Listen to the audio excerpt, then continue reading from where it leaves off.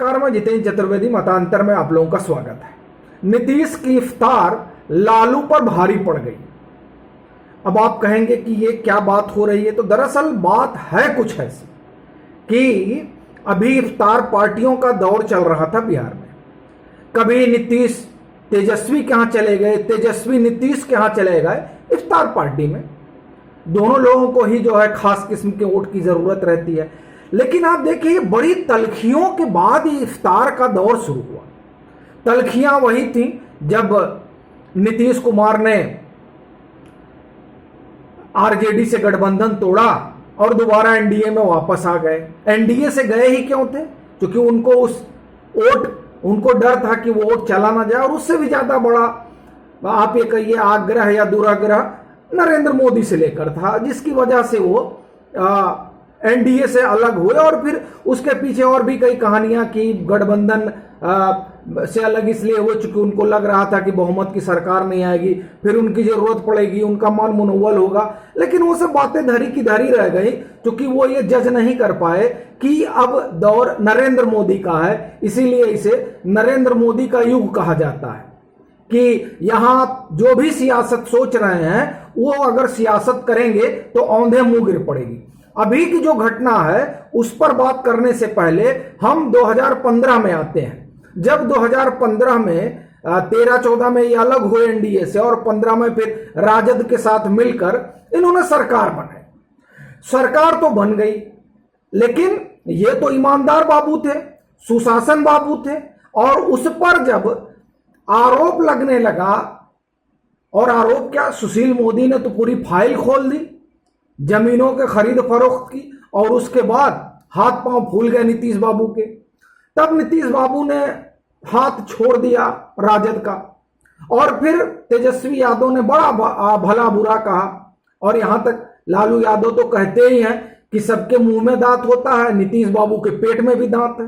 तो खैर, पेट के दांत का असर यह रहा कि वो राजद छोड़ दिए। तमाम आरोप लगे, जिसमें तेजस्वी यादव के नाम भी जमीन का आरोप था। तो वो सब आरोप रहे, और फिर उन आरोपों को देखते हुए नीतीश बाबू अलग हुए और तब से अलग ही रहे।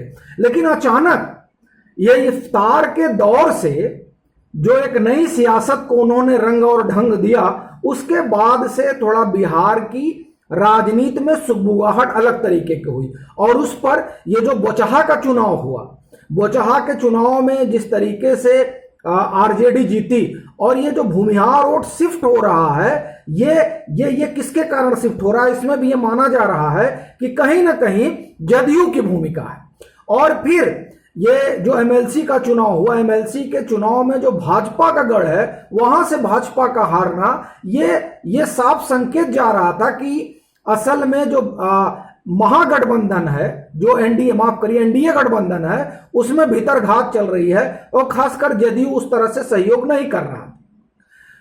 तो वहां एक चीज निकल कर आई कि नहीं, जदयू सहयोग नहीं कर रहा, और इस वजह से जो है आरजेडी आगे निकल गई। और फिर भूमिहार वोट का शिफ्ट होना, और आप देखिए कि किस तरीके से वहां पर राजनीतिक घटनाक्रम चल रहा था। और फिर इधर नीतीश कुमार का अपनी कॉन्स्टिट्यूएंसी में सक्रिय होना, ये तमाम जो घटनाएं चल रही थी, इससे एक चीज समझ में आ रही थी कि पीछे कोई खेल रहा है। और खासकर ये साहनी वाले मामले में, वीआईपी वाले मामले में, जिस तरीके से आप देखिए कि चिराग पासवान ने जो भूमिका निभाई बिहार में, असल में उसी भूमिका में वो मुकेश सहनी को चाहते थे कि उत्तर प्रदेश में हो, लेकिन उत्तर प्रदेश में ऐसा हुआ नहीं।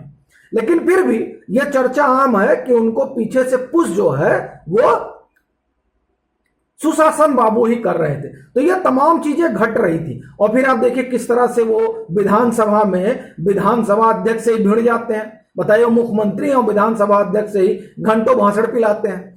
तो ये तमाम चीजों से एक बात तो साफ हो रही थी कि नीतीश कुमार कुछ और सोच रहे हैं। अच्छा, जब ये इफ्तार पार्टियों का दौर शुरू हुआ, तब यह स्पष्ट हो गया कि नीतीश कुछ मन बना रहे हैं और क्या उनके मन में राजद के साथ जाकर एक अलग खिचड़ी पकाने का है, या जातीय जनगणना को जिस तरह से वो हवा दे रहे थे। और आप जानते हैं जातीय जनगणना कुछ है नहीं, बस ये जो विरासत जिन लोगों की है और जिन लोगों ने जात के आधार पर पार्टियां बनाई हैं, वो असल बात यह है कि उस विरासत को बचाए रखने और जाति के नाम पर पिछड़ों को ठगने की सिर्फ सियासत है ये। क्योंकि अगर पिछड़ों को लेकर इतनी ही चिंता होती तो आप देखिए जात के नाम पर बिहार में भी पार्टी बनी, उत्तर प्रदेश में भी पार्टी बनी, और बिहार उत्तर प्रदेश में नहीं, आप जाइए जात के नाम पर तमिलनाडु में पार्टी बन गई। सब जगह जातीय अस्मिता के आधार पर पार्टियां बनी, लेकिन उस पार्टी गोलबंदी से हुआ क्या? जातियों का नुकसान हुआ, फायदा बहुत कम हुआ, और हुआ भी तो सिर्फ उस परिवार का जो उस पार्टी के अगुआ बने रहे। ये चीजें एकदम आईने की तरह साफ है। तो इसलिए जातीय जनगणना कोई मतलब न था और न है, लेकिन फिर भी जो जाति आधारित पार्टियां हैं उसे हवा दे रही हैं। नीतीश बाबू भी उसी में हवा दे रहे थे। तो ये तमाम चीजें चल रही थी और लग रहा था कि ये लोग कुछ नया करने जा रहे हैं, और खासकर इफ्तार में।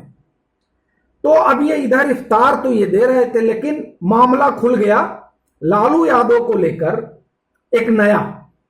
और आपको मैं ध्यान अगर दिलाता हूं कि जब राकेश अस्थाना स्पेशल डायरेक्टर बनकर आए थे सीबीआई के, और फिर उसके बाद आलोक वर्मा सीबीआई के डायरेक्टर बने, उस समय जब आलोक वर्मा और आलोक अस्थाना, माफ करिए, आलोक वर्मा और राकेश अस्थाना में जब रसाकसी चल रही थी, तो उसमें लालू वाला भी केस था कि लालू वाले केस में भी जो है उनका इन्वेस्टिगेशन वगैरह प्रभावित किया जा रहा था, ये भी उन्होंने आरोप लगाए थे। तो उसमें दो तरह के जो है सीबीआई के पास मामले थे, एक तो आईआरसीटीसी वाला से जुड़ा मामला है, और दूसरा ये मामला था कि जॉब के बदले जमीन, माने नौकरी दे देंगे लेकिन जमीन हमको दे दो, ये मामला था। तो ये मामला खुल गया, अब इसकी जांच पड़ताल चलने लगी।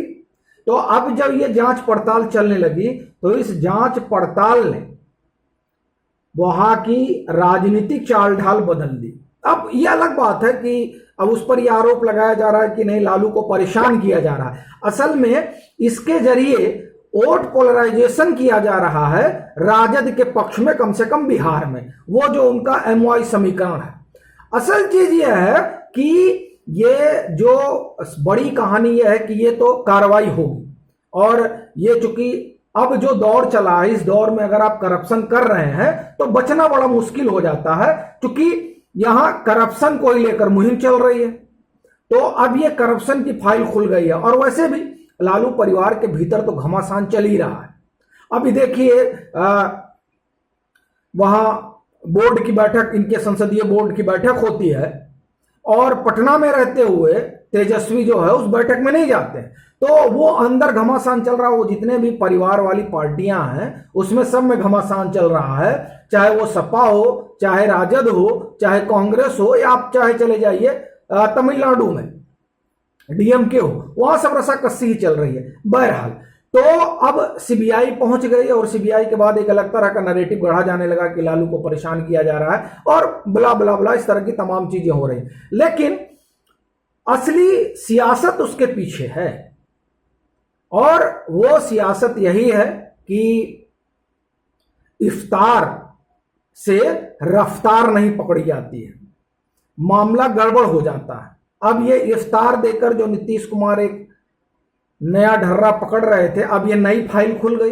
ये इस फाइल खुलने के बाद अब नीतीश कुमार क्या करेंगे, उनका क्या रुख होगा, ये बड़ी चीज है। और ये जो सीबीआई की रेड पड़ी, छापेमारी हुई, असल में इस छापेमारी ने बिहार के समीकरण को एक बार फिर से रीसेट कर दिया, उस हिसाब से जिस हिसाब से रीसेट होना चाहिए था।